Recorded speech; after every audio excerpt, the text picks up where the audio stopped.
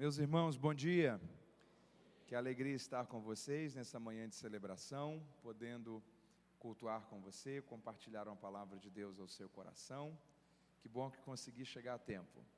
Ontem eu preguei à noite em Mauá, no interior do estado de São Paulo, e o voo hoje era pela manhã às 6 da manhã, saindo de lá, pousando 7h30 em Confins. Mudaram a malha aérea, saiu de lá às 8 da manhã. E aí teve toda essa logística um pouco mais demorada, mas que bom que eu consegui chegar a tempo para poder estar com vocês e deixar também uma palavra de Deus ao seu coração nessa celebração. Que bom estar aqui com esse casal de amigos, pastor Juan, pastora Keila, e poder servi-los, que Deus possa falar com a sua vida, que essa palavra possa trazer graça de Deus sobre você, direção sobre as suas decisões, que possa te fazer muito bem.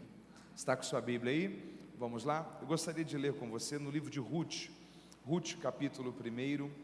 Eu gostaria de ler alguns versículos com você nessa manhã, nesse texto. Ruth, capítulo 1. Enquanto você encontra aí, deixa eu só te dar um bom aviso. No final do culto você tem 3 livros que vão te abençoar e te servir muito. 3 obras. A primeira delas é uma enciclopédia sobre a vida dos personagens bíblicos. É uma obra que eu levei mais de 7 anos escrevendo ela, são quase 500 páginas. Talvez você diz, Mateus, eu tenho dificuldades às vezes em ler um livro de 100 páginas, o que eu vou fazer com um livro de quase 500 páginas? Essa obra aqui não é uma daquelas obras, daquela que você lê da página 1 até o final, a não ser que você queira, mas é uma obra de pesquisa. Então, sabe aquele momento que você está lendo um texto da Bíblia e tem uma dúvida ali? Está lendo sobre Jó, você vê que na letra J, às vezes tem 10, 15, 20 páginas explicando a vida de um único personagem da Bíblia. Então, é um material que vai ser muito útil, tanto para a sua leitura diária da Bíblia, como também para um tempo de estudo, uma dúvida que você tem quando está lendo um texto, talvez uma aula, uma mensagem, um conteúdo que você tem que preparar para compartilhar nas suas redes sociais, uma ferramenta que vai te servir muito. Personagens masculinos e femininos, Antigo e Novo Testamento, é mais do que a vida do personagem sendo contada. São as lições sendo extraídas, os pontos polêmicos sendo explicados, um material que vai te abençoar demais. A penúltima obra é um manual bíblico expositivo sobre as parábolas de Jesus. Esse é um material que eu dediquei algo em torno de quase 4 anos escrevendo ele.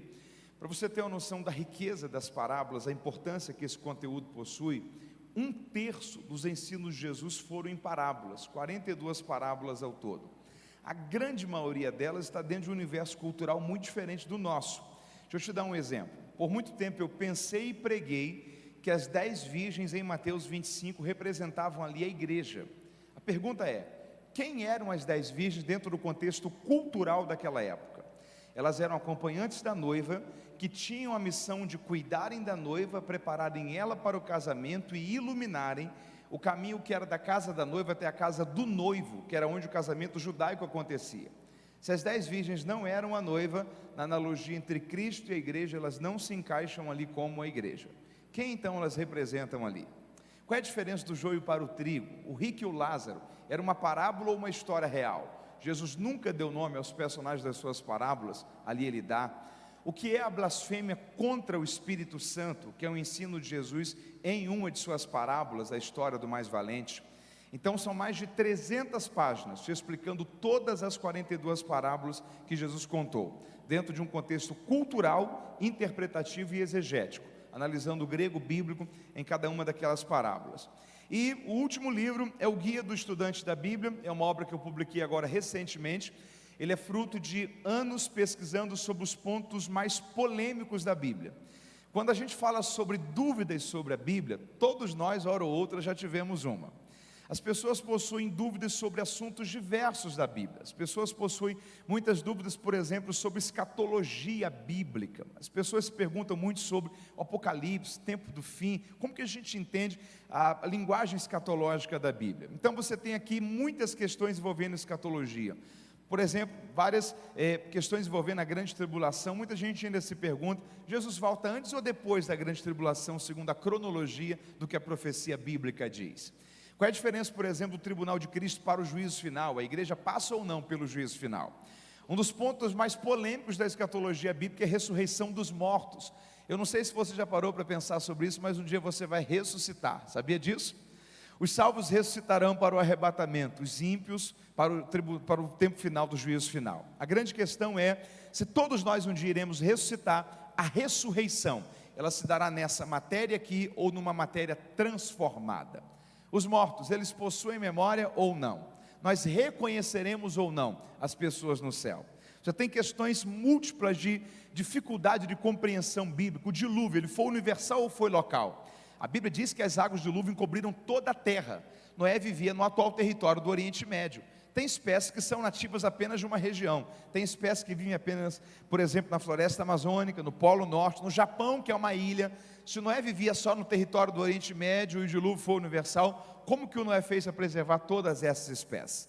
Você tem às vezes um texto que diz que Jesus curou um cego em Jericó, o outro fala que curou 2 cegos em Jericó. Perguntaram para Jesus, qual sinal nós teremos sobre a sua morte e ressurreição? Ele disse, eu darei apenas um sinal a vocês, o sinal de Jonas. Do mesmo modo que Jonas ficou 3 dias e 3 noites no ventre do grande peixe, o Filho do Homem também ficará 3 dias e 3 noites no seio da terra. Pense comigo uma coisa, se Jesus foi crucificado numa sexta tarde, ele ficou morto sexta noite, sábado o dia inteiro, sábado à noite, mas ele já ressuscitou nas primeiras horas do domingo de manhã. Você não tem ali 3 dias e 3 noites, você tem ali 2 noites, um dia inteiro e um pedaço de um segundo dia. Jesus foi crucificado numa sexta ou numa quarta-feira. Como que a gente entende isso? Então são centenas de questões que todos aqueles que amam entender e estudar a Bíblia, hora ou outra vão passar por uma delas. E esse é um material que vai te ajudar a entendê-las de uma forma lúcida, racional, porém bíblica e muito bem argumentada. É um material que vai te abençoar muito para o seu tempo de crescimento pessoal sobre a Bíblia. Guia do Estudante da Bíblia. Qualquer um dos livros, um é 50, 2 80, os 3 120. Você tem nos 3 aproximadamente 1000 páginas de comentários e explicações bíblicas. São mais de 12 anos de escrita, pesquisa e produção literária. Você pode adquirir no cartão, parcelar sem juros no crédito, ou ainda por débito ou Pix. O final do culto vai estar à sua disposição. É um material que vai te abençoar muito, vai servir você e a toda a sua família. Você me entendeu? Diga amém. Ruth capítulo 1, eu gostaria de deixar essa palavra ao seu coração, a partir do verso 1. A palavra de Deus está escrita assim: nos dias em que os juízes julgavam, houve fome na terra, e um homem de Belém de Judá saiu habitar no país de Moabe, ele, sua mulher e os seus 2 filhos. Chamava-se este homem Elimeleque, sua mulher Noemi, e os filhos se chamavam Malom e Quilion. Eles eram efrateus de Belém de Judá, foram a Moabe e ficaram ali. Morreu Elimeleque, marido de Noemi, e ficou ela com os seus 2 filhos, os quais se casaram com moças moabitas. O nome de uma era Orfa e o da outra Ruth. E quando já fazia quase 10 anos que moravam ali, morreram também os 2, Malom e Quilion, ficando assim a sua mulher desamparada de seus 2 filhos e de seu marido. Então se levantou ela com as suas 2 noras para voltar do país de Moabe, porque nesta terra ouviu dizer que o Senhor tinha ajudado o seu povo, dando-lhe alimento. Pelo que saiu do lugar onde estava, e as suas 2 noras com ela, e indo elas caminhando para voltar à terra de Judá, disse Noemi às suas noras: ide e voltai, cada uma para a casa de sua mãe, e o Senhor use convosco de benevolência, como vocês fizeram comigo e com os falecidos. O Senhor vos dê que acheis descanso, cada uma em casa de outro marido. E então ela as beijou, levantaram a voz e choraram. Versículo 14. Pelo que levantaram a voz e tornaram a chorar. Então Orfa se despediu da sua sogra com um beijo, mas Ruth se apegou a ela. Disse Noemi: tua cunhada voltou para o teu povo e para os teus deuses, volte também tu após a tua cunhada. Ruth, porém, respondeu: não me insistas para que te deixe, e nem me obrigues a não seguir-te. Aonde quer que fores, irei, aonde quer que pousares, ali pousarei. Teu povo será o meu povo, teu Deus será o meu Deus. Aonde quer que morreres, morrerei eu, e ali serei sepultada. E faça-me o Senhor o que bem lhe aprouver, se outra coisa que não seja a morte me separar de ti.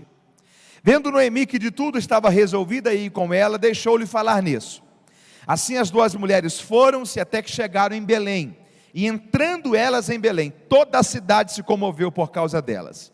As mulheres perguntavam: não é esta Noemi? Respondia-lhes ela: não me chameis Noemi, chamai-me Mara, porque grande amargura me tem permitido o Todo-Poderoso. E se você leu comigo, diga amém.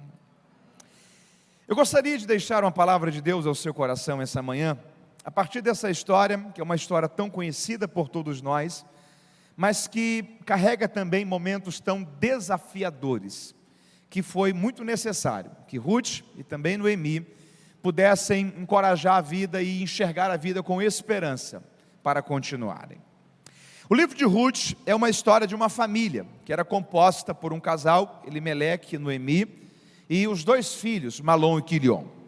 Eles moravam em Belém de Judá e enfrentaram uma crise financeira em Belém de Judá. Desde aquela época as pessoas já pensavam na possibilidade de que um tempo de escassez em um local seria uma boa oportunidade para recomeçar a vida em outro lugar. Elimeleque pensou assim, e a Bíblia diz que ele reuniu a sua família, e eles se mudaram para um outro país, Moabe, com a esperança de recomeçarem a vida ali. Passado algum tempo, a Bíblia diz que, infelizmente, Elimeleque veio a falecer. Os dois filhos casaram-se com duas moças ali daquele país. O nome de uma era Orfa e o da outra Ruth. Passaram-se quase 10 anos, e a Bíblia diz que, infelizmente, os dois, Malom e Quilion, assim como Elimeleque, também vieram a falecer. Olha o cenário dessa família. Essas três mulheres ficaram viúvas, desamparadas, enlutadas, vitimadas pela circunstância da vida. Havia um contexto cultural naquela época muito interessante que dizia o seguinte: se uma moça ficasse viúva sem ter filhos, ela se casaria com um dos irmãos do seu esposo que havia falecido. E quando nascesse um filho dessa nova união, o filho dessa nova união seria também considerado filho daquele que havia morrido, para que a memória daquela pessoa nunca fosse esquecida, mas as gerações posteriores honrassem ao Senhor, glorificassem a Deus pela vida daquela pessoa que havia passado pela existência humana. Só que a Ruth está junto com a Orfa, se deparando da realidade que Noemi não tem mais filhos.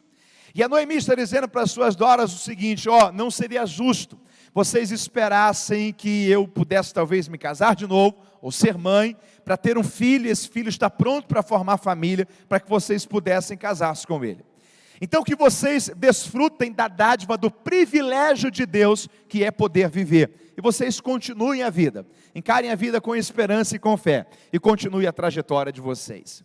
Embora esse contexto cultural é um pouco distante do nosso contexto cultural, ele fazia muito sentido. Quer ver uma coisa?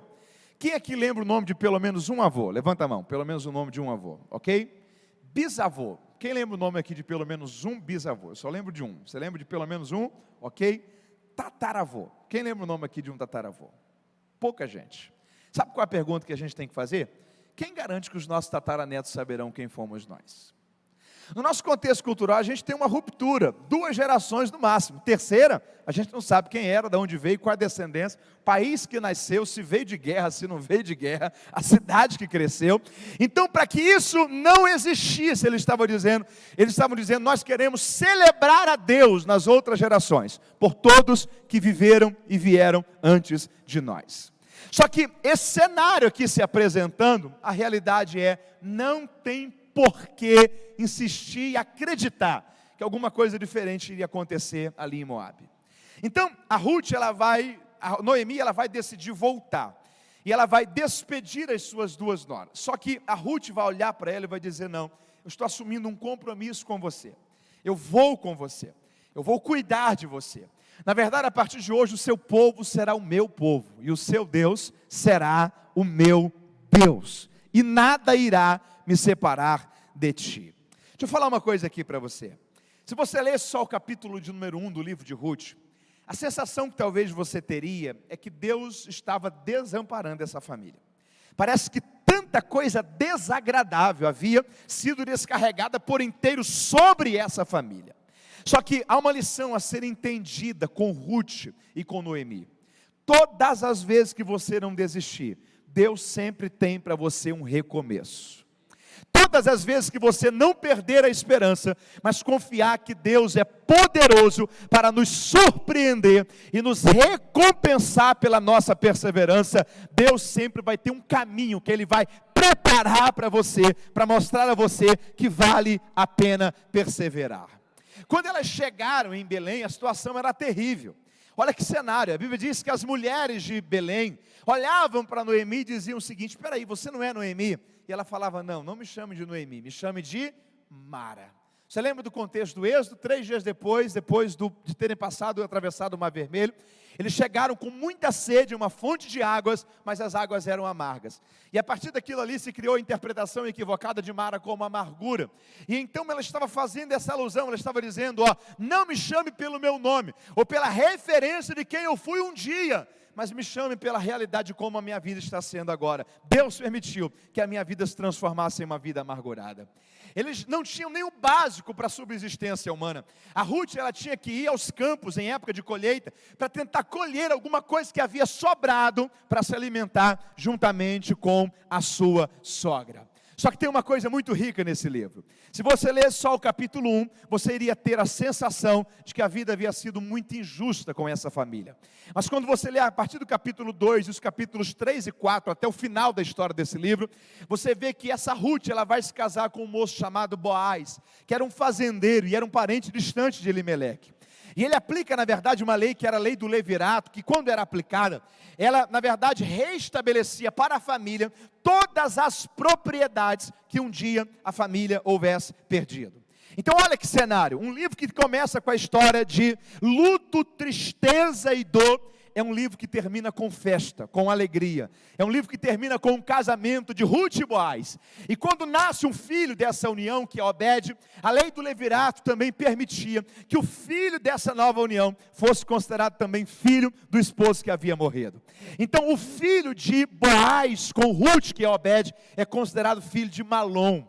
Essa mesma Ruth, essa mesma Noemi, melhor dizendo, que terminou o capítulo 1 dizendo: não me chame pelo meu nome, mas me chame de alguém amargurada. Foi a mesma Noemi que terminou o livro de Ruth com uma criança nos braços, Obed, sendo considerado seu neto, e dizendo: Deus restaurou a minha alegria de viver. Sabe o que a Bíblia está ensinando para a gente aqui? Se você terminasse só a leitura no capítulo 1, você iria terminar a leitura muito triste. Mas se um dia dessa semana você pegar para ler o livro de Ruth e ler até o capítulo 4, você lê que foi um capítulo muito triste, mas não era aquele capítulo que iria definir como que a história iria terminar. A vida ela é feita de capítulos, mas não são os capítulos que definem como a história vai terminar. A vida ela é feita de fases, mas não é a fase que você está enfrentando que vai determinar como que a sua história vai terminar. Deus tem para você uma história de restauração. Deixa eu crer numa palavra de Deus aqui sobre a sua vida essa manhã. Um dia você verá que valeu a pena não ter desistido, porque Deus é Deus de recomeço, Deus é Deus de superação, Deus é Deus de novas oportunidades. Deus tem uma nova história para a história da sua vida. Você pode celebrar Deus por isso essa manhã? O capítulo 1 foi muito triste, mas ele não definiu como que a história iria terminar. Existem 3 lições. Quantas lições? 3. Que rapidamente, eu quero apenas pontuá-las para você, nessa manhã, que a gente precisa aprender com a história do livro de Ruth. Primeira lição que esse livro ensina para a gente é a seguinte: tenha coragem em frente à vida. Você pode bater no seu peito aí e dizer isso para você? Diga para você mesmo, diga: tenha coragem em frente à vida. Deixa eu falar uma coisa para você aqui, cuidado, para você não permitir que as coisas que deram errado na vida das outras pessoas, sejam projetadas sobre a sua vida. Você imagina se a Ruth para e pensa o seguinte: quer saber de uma coisa? A última pessoa próxima aqui que se mudou para recomeçar a vida em outro local, morreram, Elimeleque, Malom e Quilion. Imagina se ela tivesse projetado para a vida dela o que tinha acontecido com eles. O que tinha acontecido com ela? Ela teria ficado em Moabe, e teria perdido toda a história tão extraordinária que Deus tinha preparado para a vida dela. Sabe por que ela viveu todo esse milagre de superação? Porque apesar dos riscos, apesar de não ter todas as respostas que ela precisava, ela teve coragem e enfrentou a vida. Tem uma frase que eu gosto muito que diz o seguinte: em 10 anos, quantos anos? 10. A grande maioria das pessoas vai se arrepender mais das coisas que não fizeram do que das que fizeram. Em 10 anos, a grande maioria das pessoas vai se arrepender mais das coisas que não fizeram do que das que fizeram. A gente se arrepende sempre do abraço que a gente não deu, do telefonema que a gente não fez, das férias que nós não tiramos, da oportunidade que nós não aproveitamos. Quase sempre a dor do remorso é sempre muito maior do que a dor da frustração, porque as pessoas na maioria das vezes se arrependem mais das coisas que não fizeram do que das que fizeram. Certamente a órfã nunca venceu a interrogação de o que teria acontecido se eu tivesse pelo menos acreditado e ido junto com Noemi e com Ruth para Belém. Só que a história aconteceu para Ruth, a história aconteceu para Noemi. Por quê? Porque elas entenderam que era preciso ter coragem para enfrentar a vida. Deus quer nos ajudar a entender que a gente precisa receber uma dose de coragem para que um novo tempo dele aconteça sobre a nossa trajetória. Eu quero crer que esse ano de 2023 vai ser um ano de um início de uma nova história de Deus sobre a sua vida, porque Deus vai te encher de coragem. Nem sempre você vai ter todas as respostas que você precisa. Uma vida sem risco, 100% segura, é utopia. Às vezes fé tem a ver com você colocar o pé, esperando que Deus vai colocar o chão. Às vezes você não vai ter todas as garantias que você precisava, mas se você tiver coragem e colocar a sua confiança em Deus, Deus vai te recompensar pela sua atitude de fé, e você viverá uma história extraordinária de Deus sobre a sua vida. Primeira coisa que a gente precisa aprender com esse livro: tenha coragem, enfrente a vida. Segunda coisa, cuidado para você não perder o tempo da oportunidade. Deixa eu falar uma coisa aqui para você. Nenhuma oportunidade é parada, nenhuma. Toda oportunidade tem uma velocidade. Umas são tão rápidas que se você não aproveitá-las no momento, talvez você nunca mais as tenha de volta, ok? Oportunidade tem movimentação. A mesma oportunidade que apareceu para Ruth, apareceu também para Orfa. A Orfa fez o quê? Ficou. E a Ruth seguiu. O que foi que aconteceu com a Ruth? Se casou com Boaz, foi mãe de Obed. A Bíblia diz que Obed gerou a Jessé, Jessé gerou a Davi, maior rei da história de Israel. Sabe quem veio da descendência de Ruth? Jesus Cristo, o Messias prometido. Olha a quantidade de coisas que a Ruth teria perdido se ela não tivesse aproveitado a oportunidade. Agora deixa eu te fazer uma pergunta aqui. Alguém ouviu falar alguma coisa de órfã? Não. Sabe por quê? Guarde isso. A vida não reproduz a história de quem não aproveita as oportunidades. A vida não reproduz a história de quem não aproveita as oportunidades. Tem um versículo que você leu comigo que eu acho que ele resume muito bem esse conceito. Orfa beijou sua sogra, Ruth se apegou a ela. Você pode repetir isso comigo? Diga: Orfa beijou. Diga: Ruth se apegou. Sabe qual é o problema? Quando as oportunidades passam e você só beija as oportunidades, mas não se apega a elas. Você apenas romantiza as oportunidades. Você apenas começa a pensar como que seria em 5, 10, 15 anos se você começasse uma faculdade nova, tirasse um projeto do papel, decidisse perdoar alguém que talvez há muito tempo feriu você, isso faz mal a você até o dia de hoje.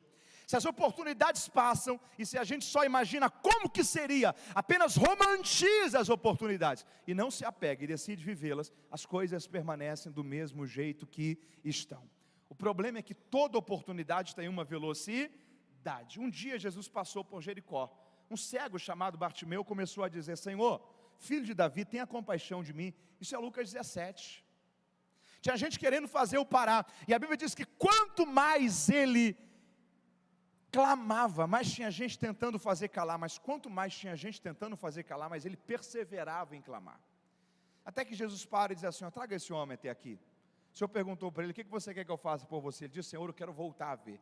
Isso é Lucas 17. No 18, Jesus segue para Jerusalém. Em Jerusalém, a última semana antes da crucificação.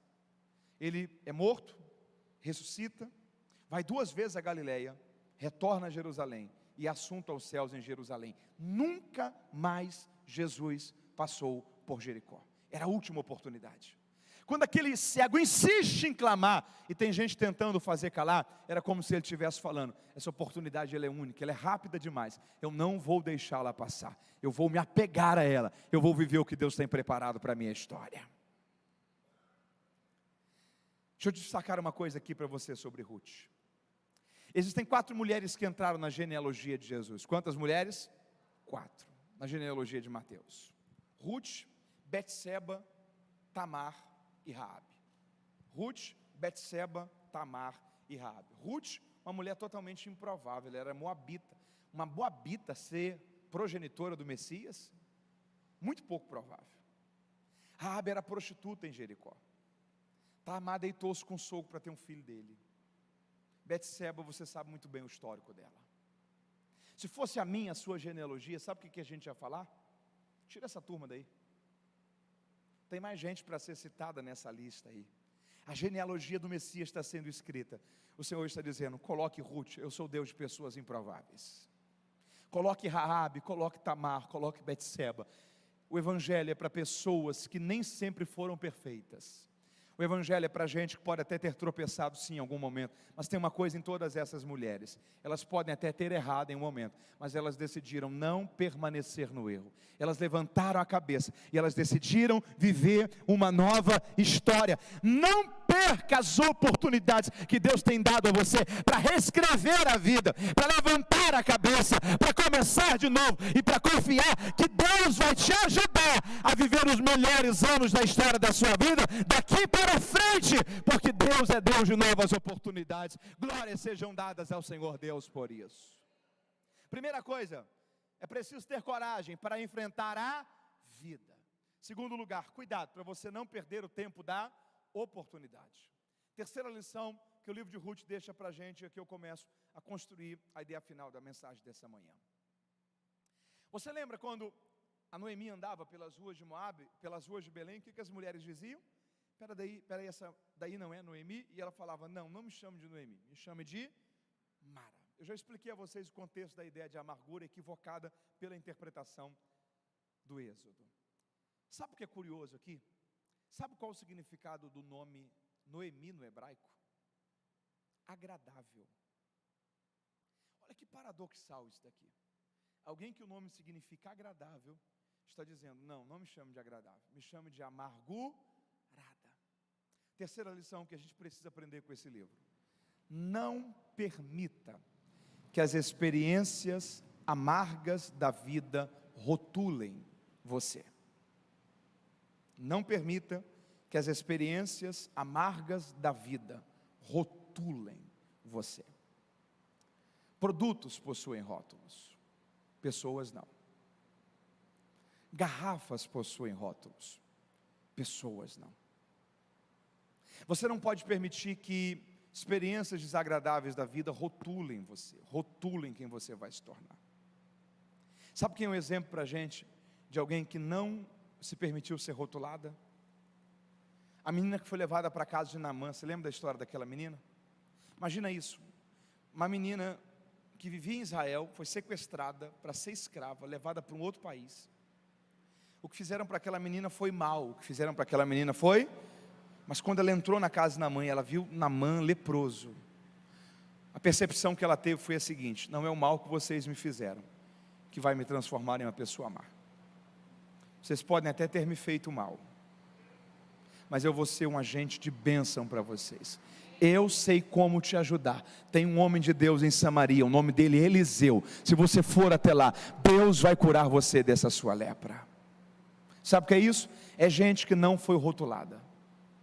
A lição daquela menina sobre o impacto da vida de Naamã produz na gente um entendimento muito interessante.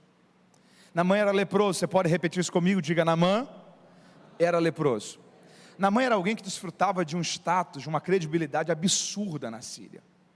A Bíblia diz que por meio dele Deus havia dado livramento a toda uma nação. Você imagina que é um país que está em guerra, está perdendo, e o general do exército desse país tem uma ideia, uma estratégia, e isso daqui virar o jogo, em vez do país sair derrotado, sair vitorioso. Olha o conceito que esse homem desfrutava. Só que esse homem era leproso. Esse homem, por certo, havia tentado de muitas formas curar-se na sua saúde, todas elas mal sucedidas. De algum modo aquele homem havia se conformado. Passe essa menina pela vida dele, para olhar para ele e dizer para ele: não se conforme com isso. Você tem uma lepra, você precisa estar animado para resolvê-la. Sabe o que essa menina ensina para a gente aqui? Pare de tratar na sua vida como normal aquilo que você sabe que não está normal. Pare de se acostumar com aquilo que você sabe que não está do jeito que era para estar. Talvez situações, talvez na sua saúde, nas suas emoções em relação aos seus sonhos, na sua família, no seu casamento, na comunicação com seus filhos, na forma como você tem lidado com o futuro. Talvez você tentou resolver, melhorar 1, 2, 3, 4, 5 vezes, e você começou a adaptar a sua rotina, a sua mente, os seus pensamentos, como se isso fosse normal. Talvez eu sou como aquela menina que está passando pela sua vida essa manhã, para dizer para você: pare de tratar como normal aquilo que você sabe que não está normal. Reaja a isso. Deus vai te dar graça, Deus vai te dar uma estratégia, e você vai conseguir resolver essa situação. O nome do Senhor será glorificado sobre a história da sua vida. Essa menina não se rotulou. Sabe quem também não se rotulou? José. José tinha alguém que era tudo para ser alguém vitimizado pela vida. Perdeu a mãe quando era muito cedo, no parto do irmão. Os irmãos que eram para proteger venderam. Ficou 11 anos como escravo. Aí quando ele é colocado para ser alguém de uma posição social melhor, é vítima de uma calúnia, vai preso por um crime que ele não cometeu. Se tem alguém que tinha todos os motivos para se vitimizar na vida, era José. Todos. Só que a Bíblia diz que quando ele se torna governador do Egito, nasce a ele um primeiro filho, e ele coloca o nome desse menino de Manassés. Você pode repetir comigo? Diga Manassés. Manassés no hebraico significa esquecimento. José está levantando um memorial. Ele está dizendo: Deus me fez esquecer. Como assim, José? Deus me fez esquecer de toda a dor, de toda a aflição, de todo o tempo de espera, de todo o trabalho, de todo o mal que fizeram, de tudo bem que poderiam ter feito, mas preferiram não fazer. Sabe o que ele está falando? O coração está curado, a alma está lavada. Deus me limpou. As amarguras da vida não rotularam quem eu me tornei. Deus me fez esquecer. Quando os irmãos de José encontram José, eles falam para José talvez uma coisa que eu e você, o José fala para ele talvez uma coisa que eu e você não teríamos coragem de falar. Você imagina você estar diante de alguém que foi o algoz de muita coisa ruim da sua vida, e o José olha para eles e fala assim: ó, não se sintam constrangidos, não se sintam culpados por terem me vendido para cá. Foi Deus que me trouxe para cá. Espera aí, Deus? Me tiraram por 21 anos do meu pai, disseram que eu estava morto, sofri 11 anos como escravo, fui preso injustamente, 2 anos preso de forma inocente, e a oportunidade que eu tenho, eu não transfiro a consequência? Deus que me trouxe para cá. Sabe o que o José está falando? O meu olhar para trás não é de tristeza, o meu olhar para trás é de gratidão. O que ele está dizendo é: graças a Deus que vocês me venderam para cá. Se vocês não tivessem me vendido para cá, eu estava até hoje em Hebrom, vivendo a mesma vida, na mesma realidade, sob as mesmas circunstâncias, debaixo dos mesmos paradigmas. Deixa eu falar uma palavra de Deus aqui para você. Um dia você vai olhar para trás e você não vai mais se queixar de algumas coisas que aconteceram, mas você vai dizer: muito obrigado, eu não entendi na hora, mas se Deus não tivesse permitido acontecer do jeito que for, eu estaria no mesmo lugar, vivendo as mesmas realidades, nas companhias das mesmas pessoas, sendo vítima das mesmas circunstâncias. O que ele está dizendo é: Deus cuidou da minha trajetória, ainda que eu não estava entendendo o que ele estava fazendo. Primeiro filho, Manassés, Deus me fez esquecer. Aí na sequência nasce um segundo filho, e nesse menino ele coloca o nome de Efraim. Se Manassés no hebraico significa esquecimento, Efraim no hebraico significa crescimento. Sabe o que ele estava dizendo? O Deus que me fez esquecer é o mesmo Deus que me fez crescer na terra da minha aflição. Ele estava dizendo: as experiências amargas da vida não me rotularam. Deixa eu destacar aqui um último ponto para nós orarmos.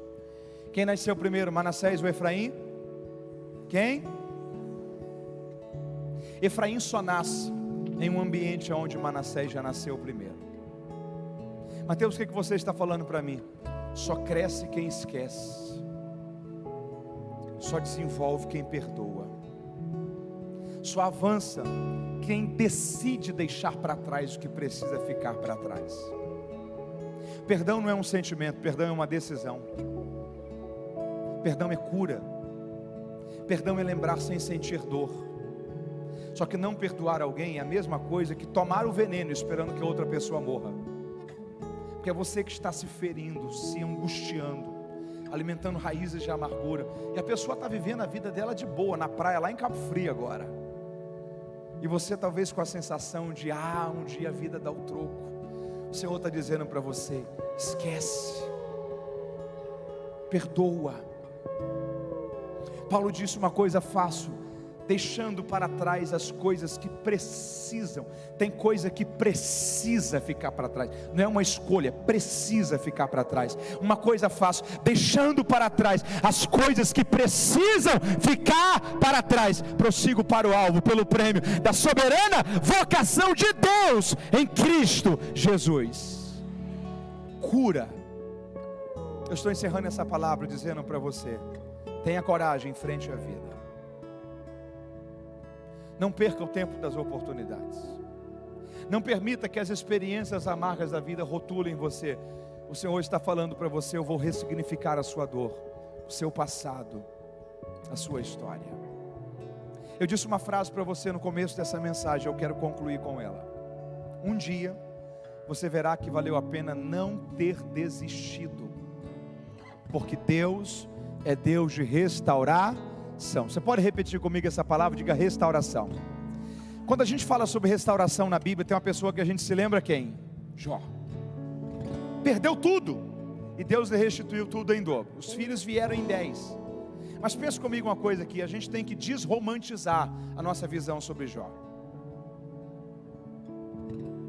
Ele tinha quantos filhos? 10. Deus deu a ele quantos filhos depois? 10. A Bíblia diz que ele tinha 3.000 ovelhas, 6.000 camelos. Você acha que alguém chegou para ele e falou o seguinte: rapaz, eu vou ajudar o Jó.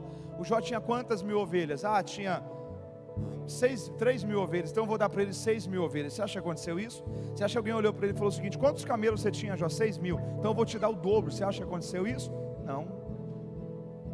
Talvez alguém olhou para ele e falou o seguinte: rapaz, que pena do Jó, em quem viu Jó e quem vê hoje. Mas Jó era tão gente boa, eu vou dar umas 10 ovelhas para o Jó. Outro falou: vou dar umas 15 cabeças de gado. Alguém falou: vou dar uns 4 camelos.